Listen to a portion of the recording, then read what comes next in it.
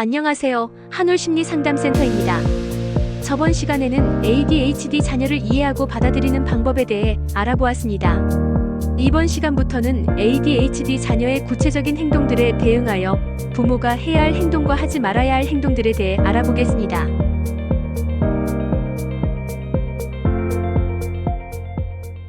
ADHD 자녀를 둔 부모들은 아이의 끝없는 움직임에 당황하고 지치는 경우가 많습니다.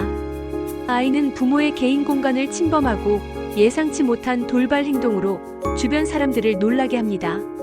부모는 조용한 휴식을 원하지만 아이는 끊임없이 움직이며 사고를 치거나 주변을 어지럽힙니다. 이런 반복적인 상황 속에서 부모는 점점 더 스트레스를 받으며 결국 가만히 좀 있어 라는 말을 반복하게 됩니다. 하지만 이런 말은 ADHD 아이들에게 전혀 효과가 없습니다. ADHD 아이들은 단순히 말을 듣지 않는 것이 아닙니다.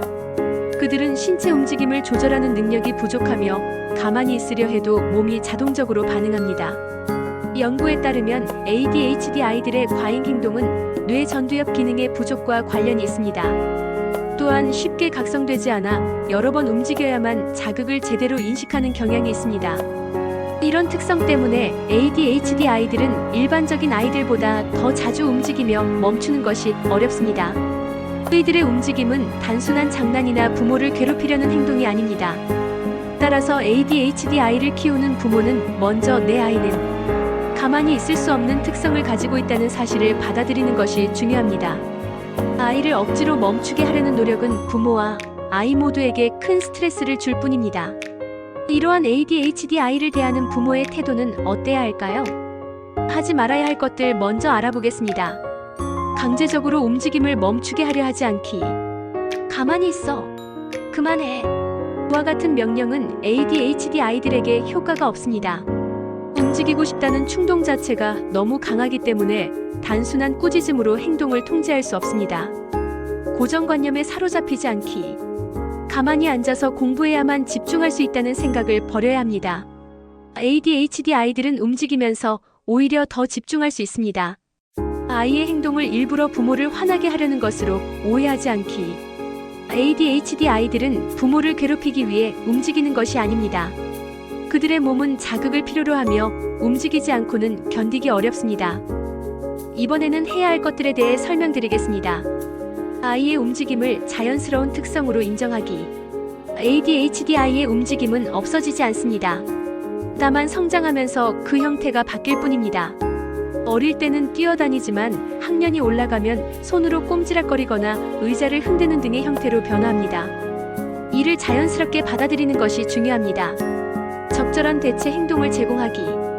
ADHD 아이들은 손을 계속 움직이려는 경향이 있습니다. 연필 돌리기, 고무밴드 늘리기, 작은 공을 쥐고 있기 등의 행동을 허용하면 불필요한 산만함을 줄일 수 있습니다. 공부할 때 움직임을 허용하기.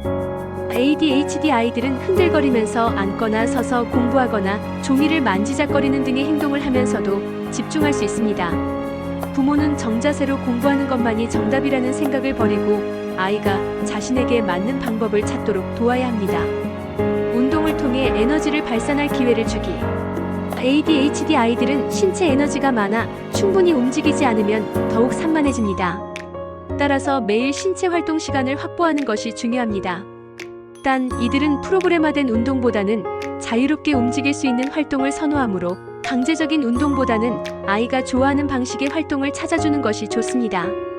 ADHD 아이들의 움직임은 단순한 방해 요소가 아닙니다. 오히려 그들의 집중을 도와줄 수 있는 도구가 될 수도 있습니다.